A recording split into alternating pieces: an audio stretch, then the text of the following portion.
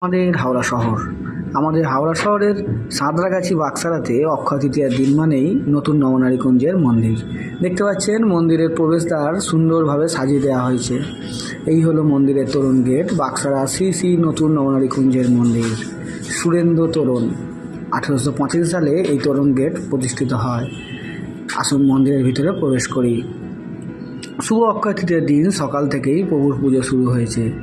দেখতে পাচ্ছেন তারই কিছু সুন্দর মুহূর্ত। বহু মানুষ সকাল থেকেই আসছেন, আপনারাও চলে আসুন। দুপুরের পর প্রসাদ বিতরণ হয়। সন্ধ্যাবেলা সন্ধ্যা আরতির পর প্রভুর প্রসাদ দেওয়া হবে। যারা এখনও আসেননি অবশ্যই চলে আসুন। এই দেখুন প্রস্তুতি চলছে। আর এই হলো মা রাধারানী, শ্রীকৃষ্ণ মহাপ্রভু সহ অষ্টসখী। মা রাধারানী এবং অষ্টসখীকে নিয়েই নবনারী।